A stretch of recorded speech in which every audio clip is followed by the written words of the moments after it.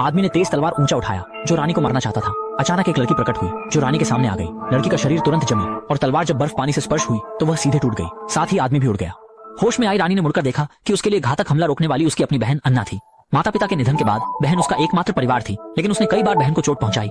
बचपन में वह अक्सर जादू का उपयोग करके अपनी बहन को खुश करती थी, लेकिन एक बार जादू करते समय ऐशा अनुशासन से फिसल गई, जिससे जादू अन्ना के सिर पर लग गया। राजा पिता ने तुरंत बहन के साथ प्राचीन भूमि बौने की मदद लेने गए। बौने ने अन्ना की चोट ठीक कर दी, लेकिन सुरक्षा के लिए उसने अन्ना से यह याद मिटा दी कि उसकी बहन के पास जादू की शक्ति है। केवल उनके साथ बिताई सुंदर यादों को ही रखा और उसने ऐशा से कहा, तुम्हारा जादू भविष्य में और मजबूत होगा, लेकिन जादू अच्छा तो है, लेकिन यह खतरा भी ला सकता है। तुम्हें जादू पर नियंत्रण सीखना होगा और तुम्हारा सबसे बड़ा दुश्मन डर है।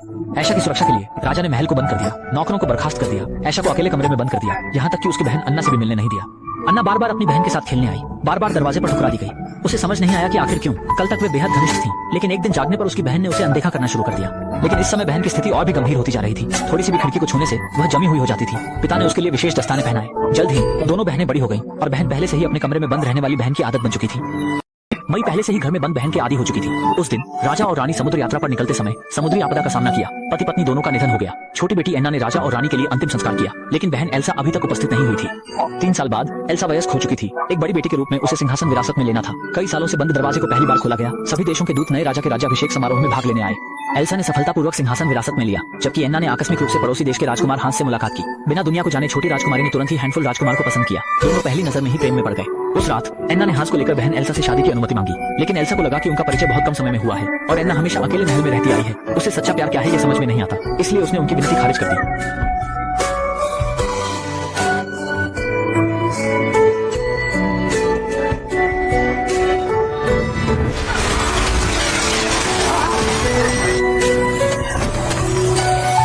एल्सा महल से बाहर आ गई, लेकिन बाहर सभी निवासी जो उसकी राज तिलक का समर्थन कर रहे थे जोर जोर से जयकारा लगा रहे थे, जिससे उसका डर बढ़ गया और जितना अधिक वह डरती उसकी जादू उतना ही कठिन से नियंत्रित होता।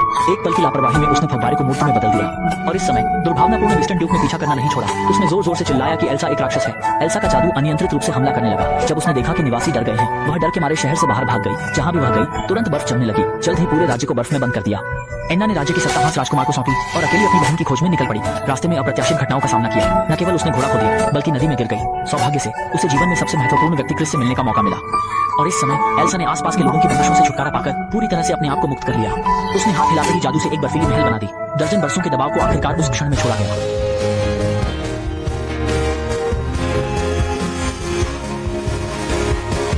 50 डिग्री नीचे का सर्दी का मौसम, बर्फीली नदी में गिरना कैसा अनुभव होता है।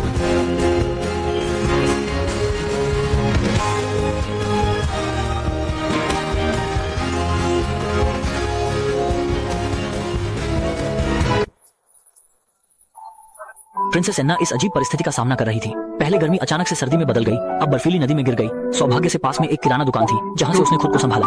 इस समय उसे बर्फ के टुकड़े बेचने वाले क्रिस से मुलाकात हुई। सर्दी के अचानक आने से उसका बर्फ का व्यापार बंद हो गया, इसलिए एन्ना ने एक बैग गाजर देकर इस विशेष ड्राइवर को नौकरी पर रखा। उन्होंने फिर से अपनी बहन की खोज की यात्रा शुरू की, लेकिन रास्ते में उन्हें भेड़ियों के झुंड ने घेर लिया। जीवन बचाने के लिए क्रिस को मजबूरन अभी हाल ही में हमान लोन चुका चुके स्लेज को त्यागना पड़ा। इसके बाद दोनों को केवल पैदल ही आगे बढ़ना पड़ा और इस समय अरेंडल पूरी तरह से बर्फ में बंद हो चुका था। निवासी संकट में थे। जल्द से जल्द एल्सा को ढूंढना आवश्यक था, लेकिन उन्हें एल्सा के सटीक स्थान का पता नहीं था। वे सोच विचार में थे। वह डर के मारे एक पैर से स्नोमैन का सिर पटक कर चला गया, लेकिन उसका सिर सचमुच बोल सकता था और शरीर चल सकता था। पता चला कि यह ऐशा और अन्ना ने बचपन में बनाया था स्नोमैन स्नोबॉल। ऐशा के लगातार बढ़ते जादू के कारण सब यह जगह जीवित हो गया है। अन्ना ने स्नोबॉल के लिए गाजर से नाक बनाया। स्नोबॉल के मार्गदर्शन में वे आखिरकार ऐशा के बर्फीले महल तक पहुंच गए। अरलैंडर में राजकुमार हांस सर्दी बचाने का सामान बांट रहे थे। अचानक राजकुमारी की घोड़ी लौटी। हांस ने समझा राजकुमारी खतरे में है। उन्होंने बहादुरों को इकट्ठा कर बचाव के लिए तैयार हो गए। वेस्टर्न ड्यूक ने भी अपने अधीनस्थों को साथ जाने का आदेश दिया, लेकिन उन्होंने अधीनस्थों से कहा कि ऐशा को देखते ही तुरंत इस सर्दी को खत्म कर दें। अन्ना ने अंततः अपनी बहन को फिर से देखा, पर इस समय ऐशा ने अन्ना के पास आने नहीं दिया। इस समय स्नोबॉल अंदर आया। ऐशा अपने जादू से जीवन सृजित करके हैरान रह गई। अन्ना ने बहन से कहा, स्नोबॉल बिल्कुल बचपन की तरह है, हम भी बचपन की तरह मजेदार हैं। लेकिन इससे ऐशा को वह दृश्य याद आया जब उसने जादू से अन्ना को चोट पहुंचाई थी। इसके तुरंत बाद वह भयभीत होकर चली गई। अन्ना ने पीछे नहीं छोड़ा। उसने बहन से आग्रह किया कि वे मिलकर मुश्किलों का सामना करें, पर ऐशा ने सोचा कि केवल दूर रहकर ही वह अपनी बहन की रक्षा कर सकती है। जब अन्ना ने सच बताया कि अब पूरा अरलैंडर बर्फ में बंद हो चुका है, केवल तुम वापस जाकर इसे खोल सकते हो, लेकिन ऐशा ने दिल से महसूस किया कि वह सक्षम नहीं है, इसलिए दोनों बहनों में झगड़ा शुरू हो गया। छोटी बहन चाहती थी कि बहन उसके साथ मिलकर समाधान निकाले, लेकिन ऐशा को डर था कि स्थिति और बिगड़ सकती है। झगड़े के दौरान ऐशा का जादू फूट पड़ा और उसने दुर्भाग्यवश अन्ना को चोट पहुंचाई, जिससे उसे खेद हुआ। उसने खुद को बंद करने का संकल्प लेकर एक बर्फ के राक्षस बनकर अन्ना और उनके साथियों को बर्फीले महल से बाहर भगा दिया। अन्ना ने गुस्से में बर्फ के गोले से बड़े राक्षस पर हमला किया। लेकिन राक्षस ने गरिमा नहीं दिखाकर अन्ना और साथियों का पीछा किया। आगे एक चट्टान थी जिससे क्रिस को रस्सी से नीचे उतरना पड़ा। समय बचाने के लिए स्नोबॉल ने बर्फ के राक्षस के सामने खड़ा होने की कोशिश की, लेकिन उसका छोटा शरीर बिल्कुल असमर्थ था और उसे तुरंत उड़ाया गया। और जो अन्ना और क्रिस नीचे गिर रहे थे उन्हें भी बर्फ के राक्षस ने ऊपर खींच लिया। अन्ना ने मजबूरी में रस्सी तोड़ दी और खड्ड से गिर पड़ी। स्नोमैन अचानक जीवित हो गया। हाथ हिलाते ही सबको जमीन पर पटक दिया और जो अन्ना अभी गिर पड़ी थी उसके बाल सफेद होने शुरू हो गए। क्रिस ने समस्या की गंभीरता को समझा और तुरंत अन्ना को अपनी रहस्यमय दोस्त की मदद लेने ले जाने का फैसला किया। वे एक खुली जगह पर पहुंचे और जिन दोस्तों का उसने जिक्र किया था वे सभी बड़े पत्थर थे। वास्तव में यह वही भूमिपुत्र थे जिन्होंने पहले अन्ना की जान बचाई थी, पर उस समय अन्ना बेहोश थी और उसे यह सब याद नहीं था। अन्ना भागने ही वाली थी तभी सभी पत्थर हिलने लगे। उन्होंने सोचा कि अन्ना क्रिस की प्रेमिका है, इसलिए उन्होंने सभी प्रकार के गड़बड़ कारनामे किए और फिर उनकी शादी शुरू हो गई। अन्ना डर के मारे लगभग बेहोश हो गई, फिर चोट खराब हो गई और वह बेहोश हो गई। शाही राजा ने तुरंत उसकी जांच की, लेकिन इस बार समस्या दिल की थी। अन्ना जल्दी ही बर्फ के टुकड़े बन जाएगी। इस जादू को खत्म करने के लिए केवल एक सच्चे प्रेम के चुंबन ही सक्षम है। क्रिस ने पहले के उनके प्यार के राजकुमार हांस के बारे में सोचा, इसलिए वह रेनेडियर पर सवार होकर अर्लैंडर की ओर बढ़े। इस समय राजकुमार हांस ने भी बर्फीले महल को ढूंढ लिया था, लेकिन वह बड़ा बर्फ राक्षस ने रोक दिया था। हालांकि वेस्टर्न ड्यूक के दो अधीनस्थों ने ऐशा को देखते ही बाधा का फायदा उठाकर सीधे हमला कर दिया। उन्होंने ऐशा को देखते ही हमला शुरू कर दिया। ऐशा ने मजबूरी में अपने जादू से जवाब दिया और एक पर बर्फ की सुई से नियंत्रण कर लिया।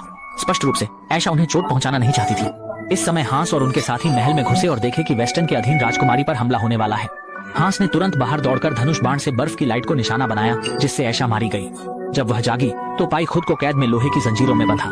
इस समय क्रिस ने अंततः अन्ना को अर्लैंडर वापस भेज दिया। सोचा गया था कि अन्ना आखिरकार बच गई है, लेकिन हांस वास्तव में अन्ना से प्यार नहीं करता था। अपने राज्य में उसके पहले 12 बड़े भाई थे, इसलिए उसका सिंहासन वंशानुगत होने की संभावना नहीं थी। इसलिए उसने अन्ना और ऐशा का उपयोग करके अर्लैंडर की राजगद्दी पर कब्जा करना चाहा। उसने अन्ना को घर में गैर कानूनी रूप से बंद किया और अन्य अधिकारियों को अन्ना की मृत्यु बताई।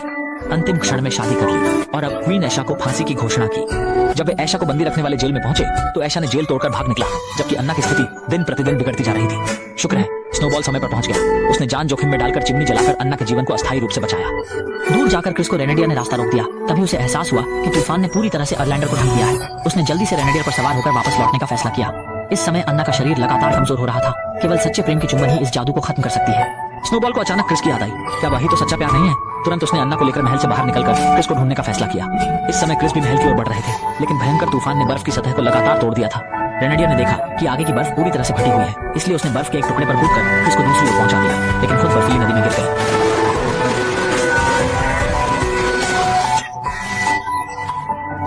इस प्रकार हांस ने तूफान में ऐशा को ढूंढ लिया और उसने ऐशा को धोखा दिया कि अन्ना उसके जादू से जमे मरी है।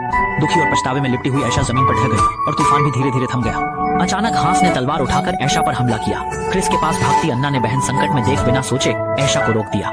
साथ ही अन्ना का शरीर तेजी से जमने लगा। काटी गई तलवार टुकड़ों में टूट गई। होश में आई ऐशा ने अपनी पूरी तरह से बर्फ में जमी बहन को देखा और दुखी हो गई। उसने बहन को गले लगाकर रोया, लेकिन थोड़ी देर में अन्ना धीरे धीरे पिघलने लगी। दर्शाया गया कि बहनों के बीच का सच्चा प्रेम भी बर्फीले दिल को पिघला सकता है और ऐशा ने उससे बर्फ के बंद होने का समाधान निकाल दिया। उसने इस राज्य के प्रति अपने प्रेम को हर कोने में फैलाया। पूरा राज्य धीरे धीरे प्रेम से पिघलने लगा। परंतु गर्मियों के आने के साथ स्नोबॉल भी उठ खड़ा हुआ, लेकिन कोई बात नहीं। ऐशा ने स्नोबॉल के लिए एक विशेष बर्फ मैदान बनाया। अन्ना ने खुद हांस राजकुमार को हार मानने का काम किया।